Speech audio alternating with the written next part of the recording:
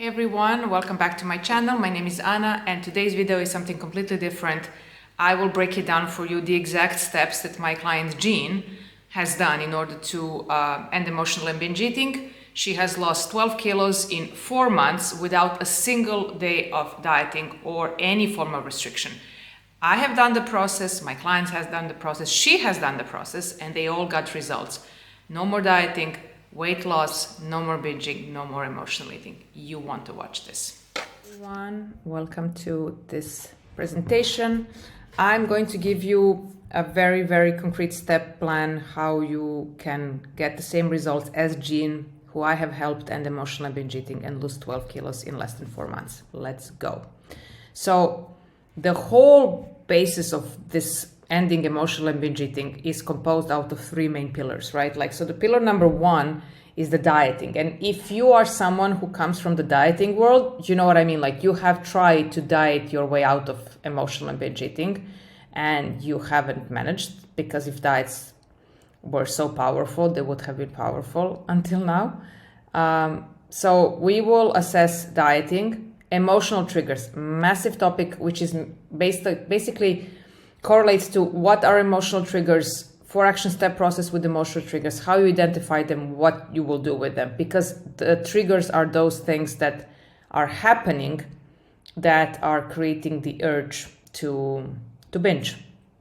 And the 3rd pillar is the mindset, very important in the way that how your thoughts about food, about your body, are shaping the way you think about yourself, the way you think about food, and how they can actually so easily, without even you being aware, influence you to eat more and more for reasons that have nothing to do with hunger.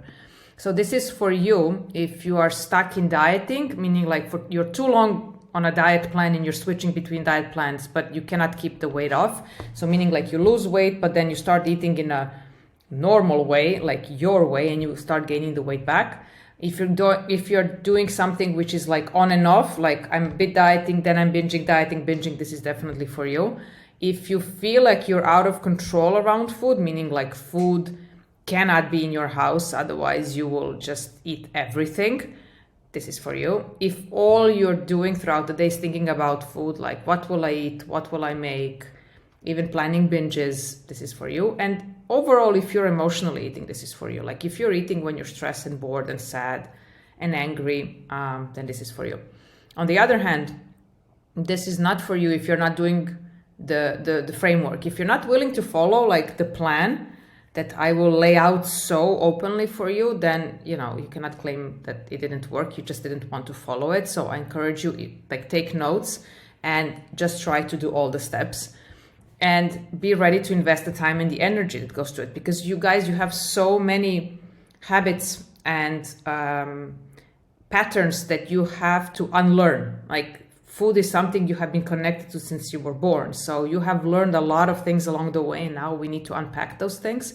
So it takes time and it takes energy, because there will be slip-ups and roadblocks, which is a normal process of the journey you're on.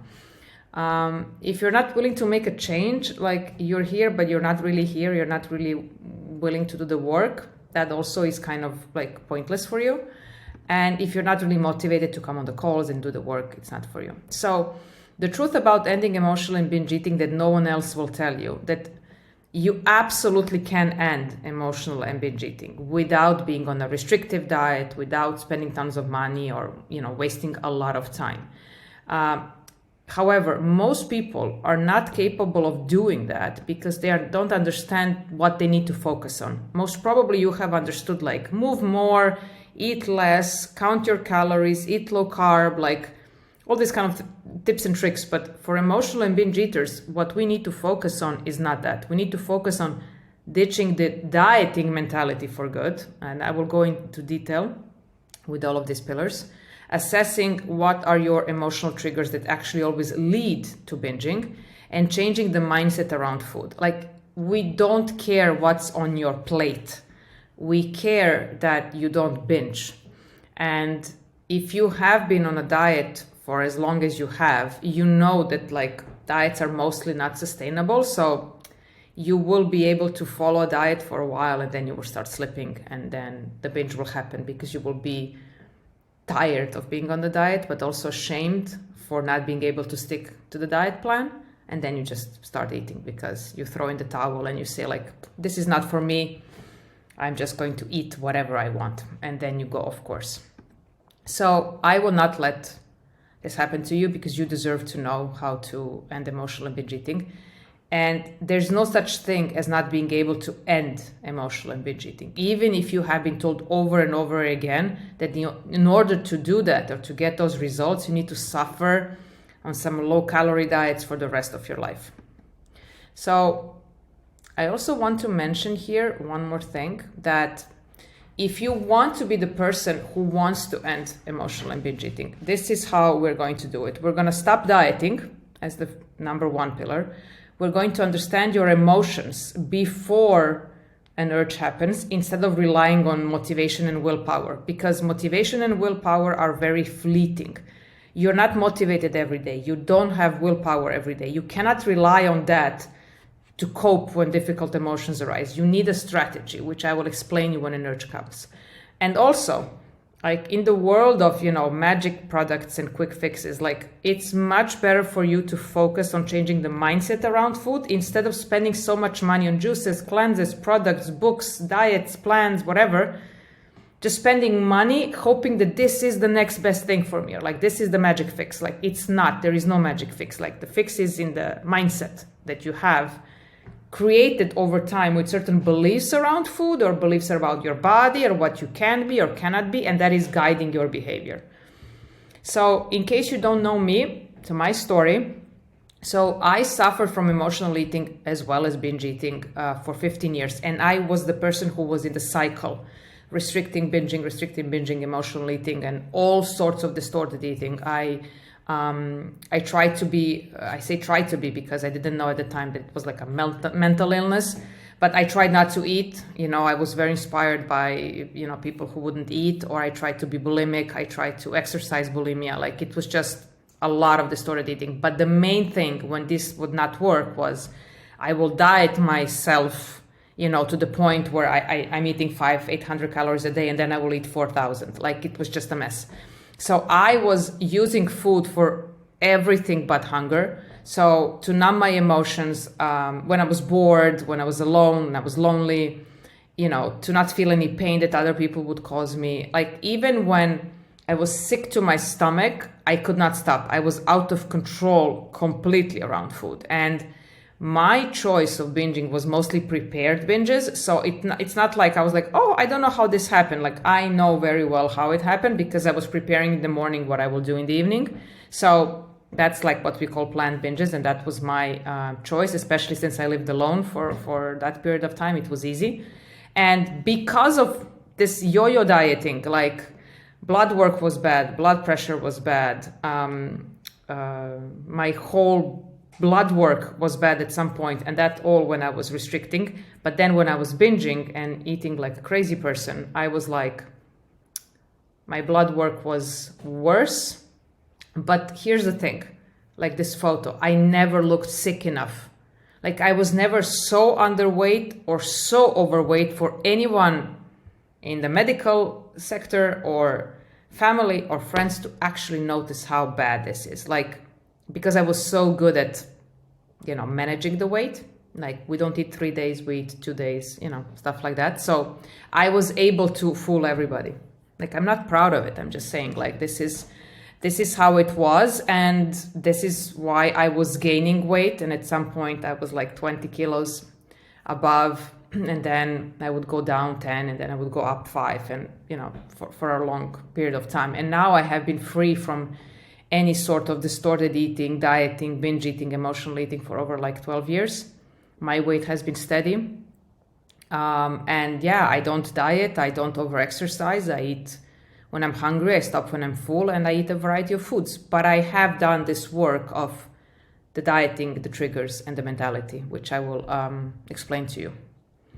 So the balance program, which I have created, is because I really truly believe in being in balance a little bit more than in an extreme.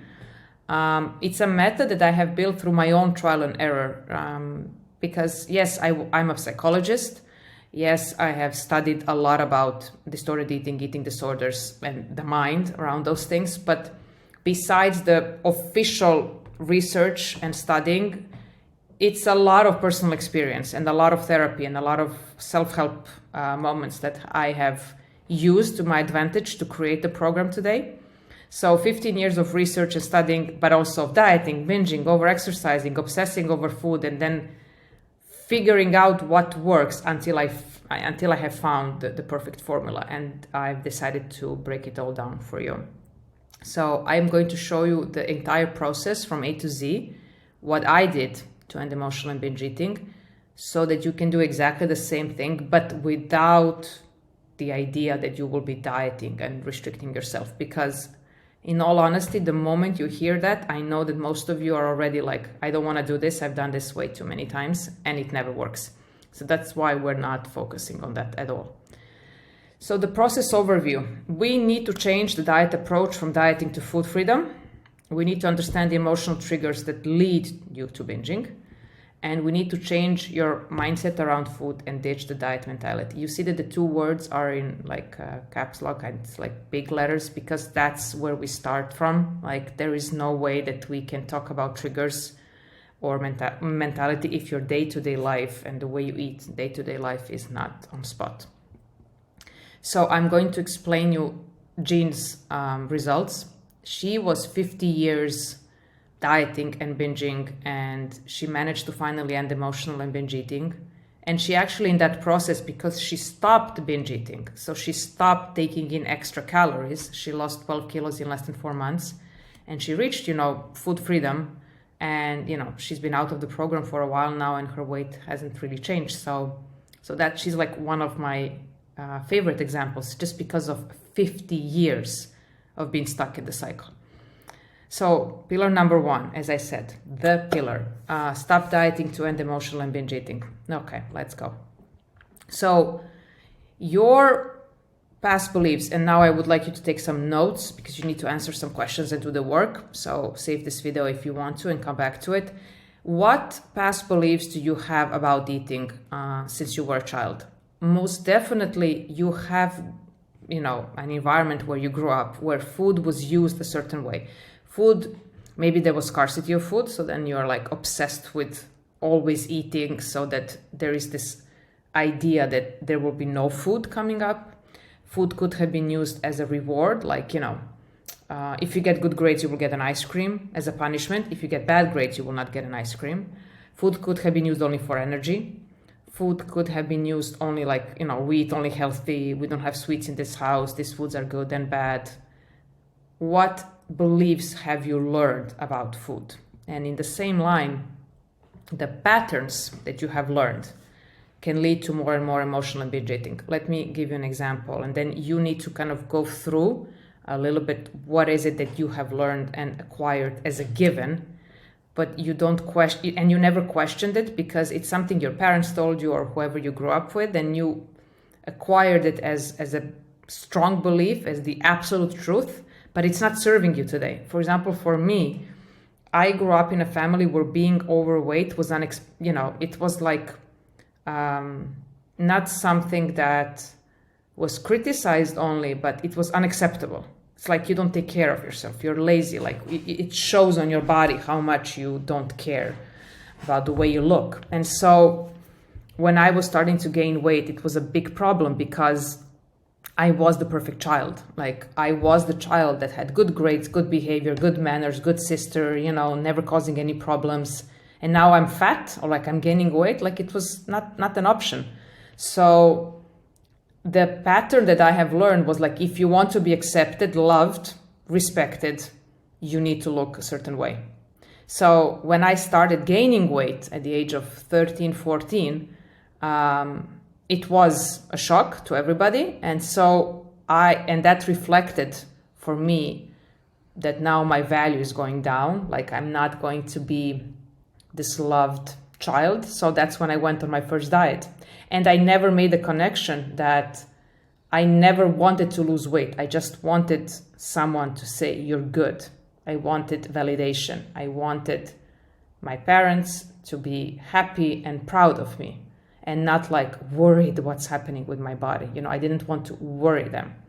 If you have those sorts of experiences and it comes a lot from people pleasing, and trying to be good for everyone else and trying to not think about your emotions, just to follow what everyone is expecting from you. It's a pattern you have learned, and you went into adulthood with that same pattern. Just like you are rewarding yourself now with cake when you get a promotion, or like you punish yourself with not eating before, I don't know, a wedding.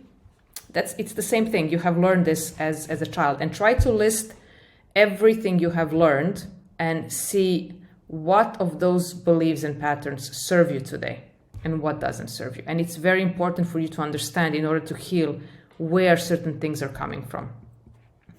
Now, why diets suck? I would say that whoever started a diet didn't think that they will get sucked in the dieting world. And I always say this in the most compassionate way, that we cannot generalize things, and not every diet would lead to an eating disorder, but every person who has suffered from an eating disorder has been on a diet.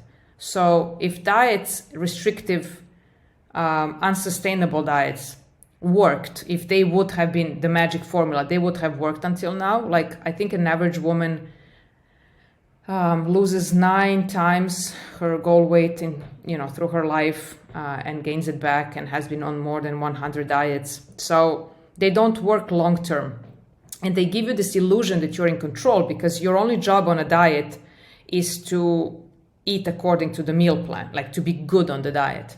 If you're not, then you're bad on the diet, and you need to be punished through binging. And you're only allowed to eat certain foods that are good foods, and you're being a good person for doing that. And if you eat other foods, you're not so good, you're a little bit cheating, you're a cheater, like you're not serious about this. So diets give you this illusion that you're in control, but think about it. You're not in control because you're not choosing what you want to eat. You are eating what some meal plan is telling you to eat. Like, you're not, choosing the portions, you're not choosing the time, you're not choosing the foods. Like, so you have actually no control on a diet. You just need to follow it. And that's why they are short-term, results coming from diet that are maybe motivating enough, but you cannot live on a diet that is very restrictive. What will happen is, like, you will gain the weight back. The moment you start eating normally, you will gain the weight back. So what does that mean? That means that in order for you to lose weight and keep it off, you need to eat in a way which is, I would say, sustainable for you, and that you can eat like this for the rest of your life. I will say that again. The way you lost your weight is the way you have to live for the rest of your life. Don't fool yourself into thinking, and I'm saying this because I have done it, so it's like I'm just saying this out of a nice place, but don't fool yourself into thinking that, like, you can lose weight by being on 1200 calorie diet and then introduce your favorite foods, and that you will know how to eat them in moderation. You will not. You will not, because you have never learned in the process of losing weight how to introduce your favorite foods. So you need to learn how to do that. You need to introduce your favorite foods. And I believe that this is where the 3 meals and the physical and emotional hunger come into place. So here's an exercise for you. Ditch the diets, like in terms of like how I'm eating. Because again, there's no point for you to tell me that you love low carb, but it's not sustainable, or you love fasting, but it's too hard, or you love calorie counting, but it's like boring. If your diet works for you, it will always work for you. If you're always straining from the diet, it means that on some level, it's not really working for you. So eating when physically hungry, there is something which is called a scale of hunger, and then you have like starving and then full, like your pants, you cannot close your pants anymore. You have to be somewhere in the middle, like from 0 to 10, like on a 3 and a 4. When you get physical sensations that you're hungry, like stomach growling, or maybe some people are a bit nauseous or lightheaded, or some people even have shaky hands, it's coming sudden. The symptoms are coming like one after the other in a way which is they will feel like they're sudden if you are pushing them away. If you pay attention to your hunger cues, they will come gradually. But that's the problem. If you are a dieter and you are saying to yourself, it's not yet time to eat, you will push it away and then bam, it will be a sudden urge. Physical hunger is not sudden. Physical hunger comes gradually and you're supposed to pay attention to it and like, oh, okay, so I am hungry now, I should eat. Emotional hunger, on the other hand, comes super suddenly. Like out of the blue, bam, like you don't know what's happening, the urge is there, you just need to eat, you need to eat very specific foods. There is no physical hunger, there are other emotions you're not thinking about, but like you just need to eat, to numb yourself, to distract yourself, to just get the high from the food. And the difference between the two is that like once you finish eating for hunger, the physical hunger, you're fine, you are nourished, and you can move on with your life. When you finish eating and it was an emotional hunger, and most likely you have overeaten or binged, there is the guilt and the shame and the disappointment that comes after that. So tip number 1, hunger scale. Pay attention super closely to the signs that your body is telling you. Don't try to push it away. Don't try to bank on calories. What I mean by that is like, don't try to tell yourself, it's too early to eat, or I'm eating tonight with my friends, so I will not eat throughout the day so I can have more calories in the evening, or I will just have a salad so that I can have more and I will seem quote unquote normal in front of people. That never works. You will be very hungry, ravenous even, and you will not be able to stop. So you need to have your 3 meals, snacks if you want, but like you need to have your 3 meals and feel the physical hunger coming up. In the same line, when you're eating, couple of tips. No distractions, please. Eat at the table, chew your food, be mindful. And what does that mean? If you're eating, but like you're looking at the screen or your phone, it's completely mindless. You're just shoving the food and then, oh, it's gone. Like you haven't even felt the food, nor have you assessed if maybe you ate too much or too little. Like your satiety cues are out the window. You need to be present, feel the food, like the texture, the flavor, the warmth, the cold. Do you like it? Do you enjoy it? Is it good for you or not so good for you? And within each bite, at some point, you will start to feel slightly full. And then it's the time to practice the satiety cues. Always ask yourself the question, if this would be my last bite, would I feel physically, satiated and satisfied emotionally? That's very important. And here is why. When you are dieting, you're eating the foods that you don't necessarily enjoy. I encourage you to make a meal plan that way that you incorporate your favorite foods into your meal plan. So we said, just to recap a little bit, write first of all the childhood patterns and beliefs. Practice the hunger scale, meaning when you're physically hungry, we start eating. Practice the satiety cue question. And now what to eat. Okay, you guys, like the only reason why you binge is because when it comes to food, first of all, is because you're restricting yourself. Whatever you restrict, you binge on.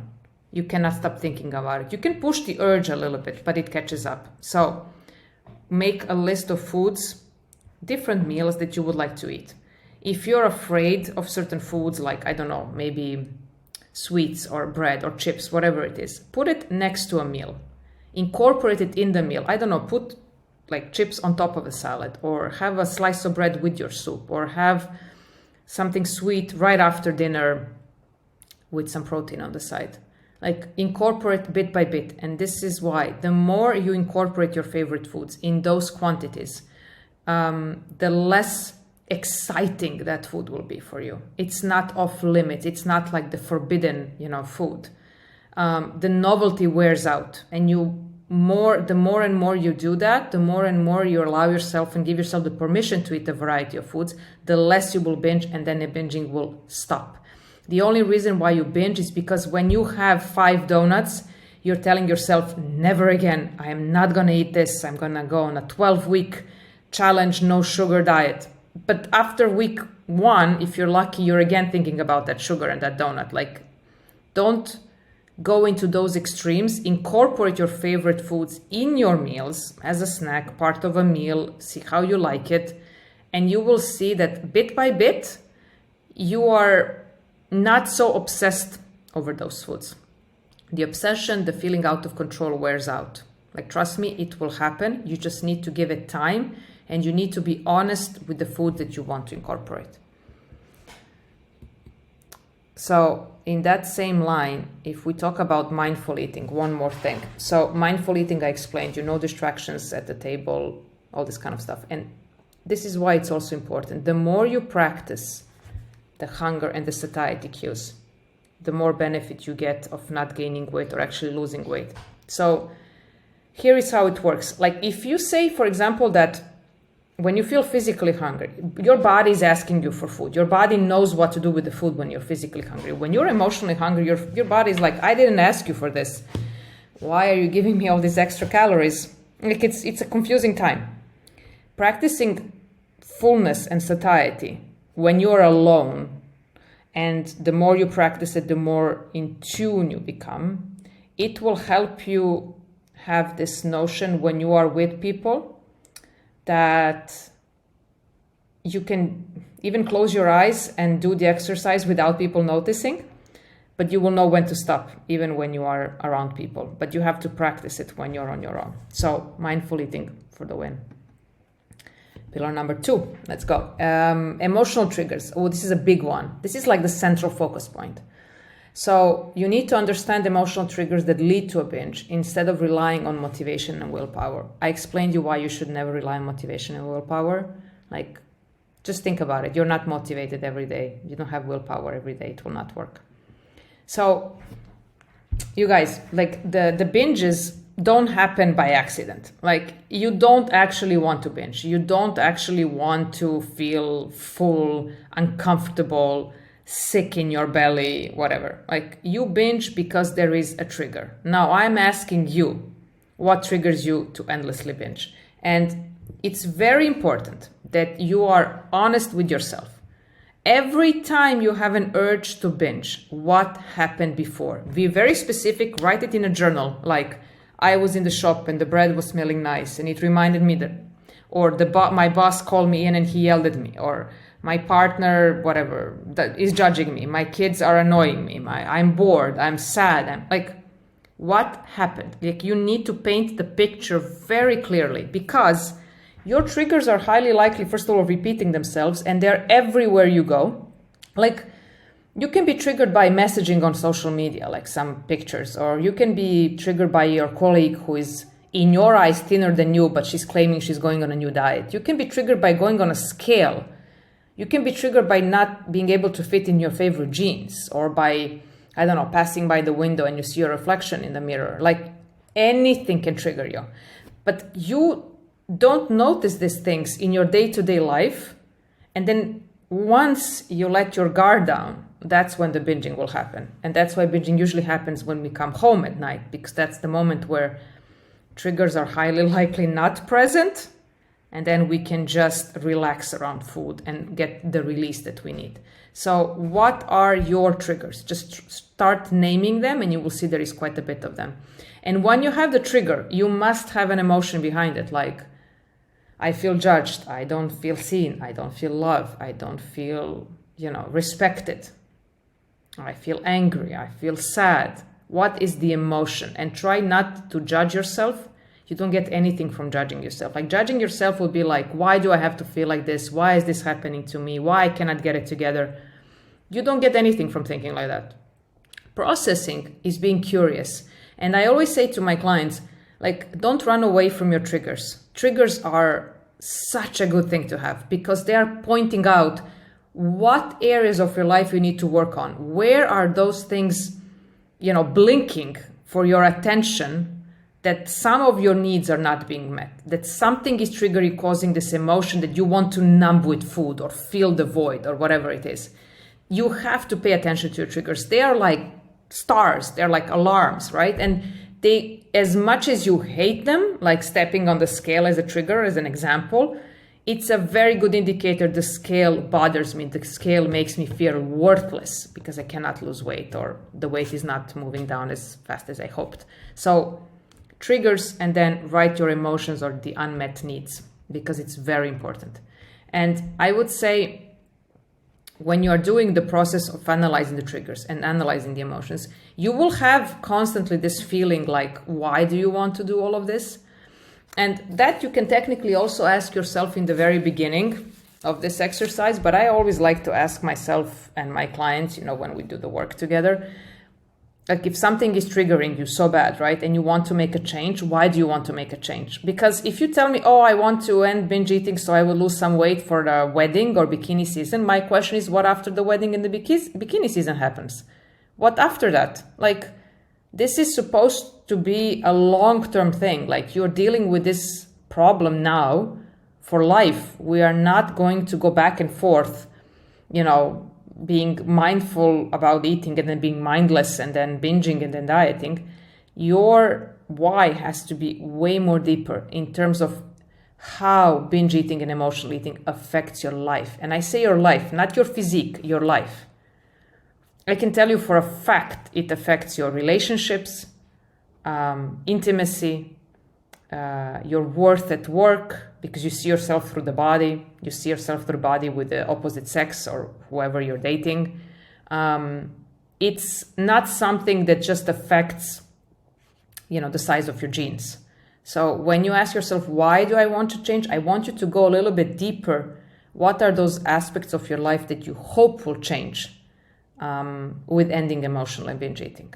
Like going to a restaurant, like traveling, being in a bikini, being free, eating what you want, not being different from others. Like, I can tell you from my example that like my problem with food affected a lot my self-esteem and also my self-worth, because I was thinking like, who the hell wants to be with a person who has this problem? Like, who wants to date someone who is a binge eater? Like, this is so disgusting. And I was so cruel to myself, but it was the honest truth. So that would trigger me into even more binging.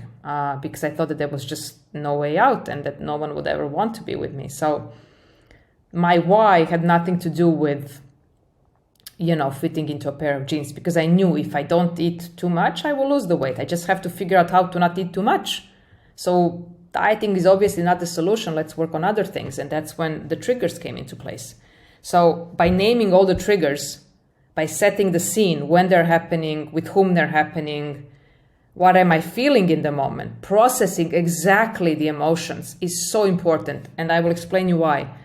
Because when you are processing your emotions, you're entering in this 4-step process, right? So you have the trigger, you have the scene, you have the emotions, and now you need to start doing something with them. It's not enough for you to say, I'm angry or I'm sad. Now we need to do something with the anger. We need to do something with the sadness, with the boredom, with anxiety, with the whatever it is.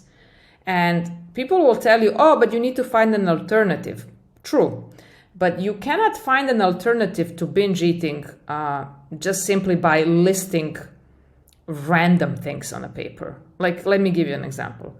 I used to run a lot, but then I stopped because it just reminded me that it was my way of punishing myself. I never really liked running. So don't tell me to run, because it's not giving me the high I need anymore, right? You need to find something that will give you equal pleasure and high as eating. That's the only way it will work. For me, I have a strategy of talking in front of the mirror and recording myself. I love to have my recordings, like what triggered me and what I was feeling and what I plan to do about it. Like, do I need to talk to somebody? Do I need to set more boundaries? Do I need to reassess some friendship? Do I need to talk to my boss? Like, what do I need to do? Do I need to rest? Like, sometimes I can be just tired and I eat hoping that I will get more energy, but in fact, I just needed a nap. Like, do I need to have, maybe a walk, deep breathing, but something that works for you. I love to walk. So I'm so good at putting on a good podcast, like 30-minute walk, just to breathe, chill, get my mind sorted, and get out of that scene where I was in front of the pantry about to binge. It's like, crime scene. I'm just removing myself from it. So you need to go through the 4 steps. You need to set the stage where the triggers are happening. You need to know every single thing about your triggers, your emotions and your needs that are not being met. and then figure out what is it that you could do differently every single time that this trigger happens. And the more you do it, the more it becomes an automatic reaction. Believe me one thing, your triggers are everywhere around you, and you will be very surprised how many you have.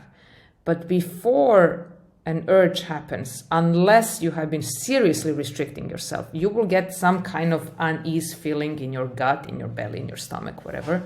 Like you will see that something is off, like you want to burst out of your skin.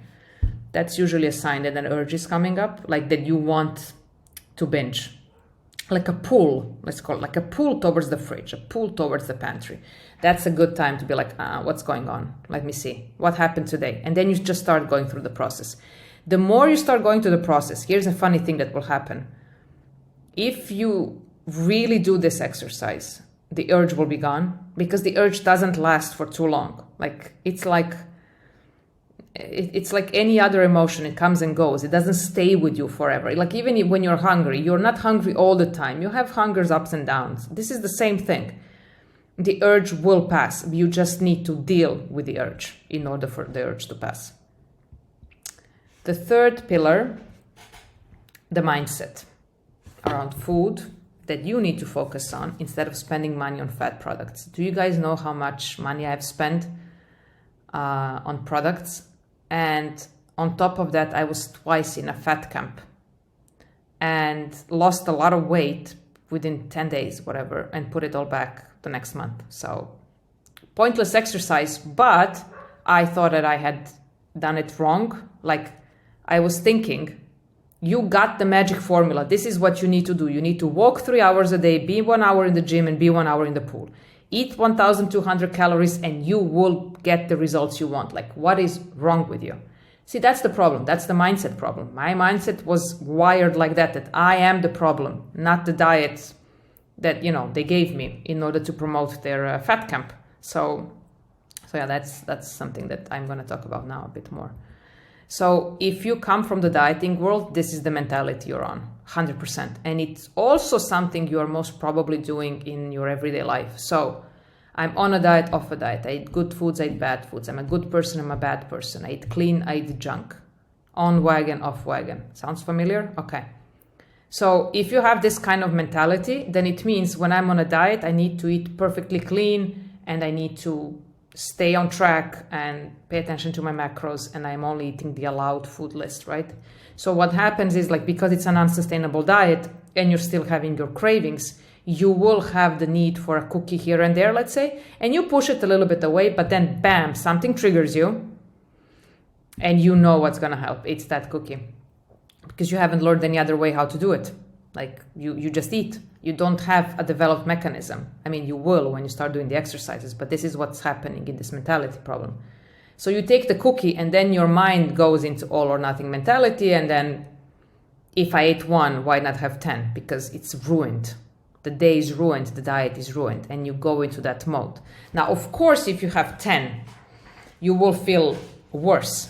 Like, first of all, you very much know how many calories you have eaten. It's slowing your progress. It's slowing your, the results that you want. And you also feel really bad about yourself. In that moment goes most often that sentence, okay, let's today have it as a cheat day, and then I will start again.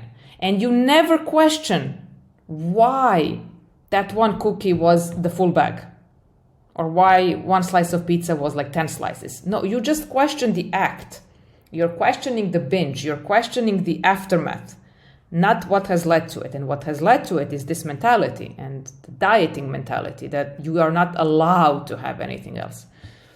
So in that same line, if you have good foods versus bad foods, and like I'm being a good person if I'm on a diet and I'm doing it well, or I'm being a bad person, the moment you eat something bad, like your way of resolving that problem is being bad all the way, and then you're going to be good again. But I would say that besides the food part, it's also what you tell yourself. I mean, this is very important. Like, if you are someone who looks in the mirror and doesn't see anything nice, you criticize, you obsessively measure, you weigh yourself, you comment on your body in a negative way, you comment about your eating in a negative way, or you say yourself things like, I will never lose weight, I'm doomed to look like this is genetics, I have tried everything, nothing works. Believe me, you will not get results, because you cannot get positive action and positive behavior around a negative mindset. That's just how it is. Like, you can try, but it's very hard. You will behave exactly how you are telling yourself. Let me give an example with the scale, the famous scale. If you step on a scale and you're in a weight loss process and you see a number and that it's going down, but not as fast as you would have hoped, you can actually say, it's okay, like, it's not what I hoped, but it's still going down, so I'm doing things right. Let me see if I can tweak something here or there, but this is progress. Okay? Or you can say, only 2 pounds? I thought 5. Okay, so this is clearly not working. I'm never going to lose this weight. This is going to take forever. I knew this diet would not work. You know, I'm doomed to look like this. I have a wedding next week and I cannot fit into my dress. You know, so in the second scenario, you are most likely to hype yourself with very negative emotions about yourself. And that will lead to binging, because you have the proof on the scale that it's not good enough. Whatever you were doing is not good enough. Even if you try to diet even more, you will hit the wall and then you will binge. And then it will be even worse, because you know what you had to do, how much sacrifice and how much, you know, days of not eating you had to do in order to get there. And the problem will be the binging afterwards. So these are the harmful thoughts and what we call, you know, self-sabotaging thoughts that increase your binging. Like, don't tell yourself that I'm going to eat clean today, because if you don't, you're going to feel like a failure and then you will binge. Or if you say diet starts on Monday, then it means we're going to binge on the weekend. If you say from tomorrow I'm not eating sweets, carbs, etc., you're putting so much pressure on yourself that if you mess up some of those rules, again, you increase your chances of binging. Every time that a thought is sabotaging you in any shape or form, you are going to binge.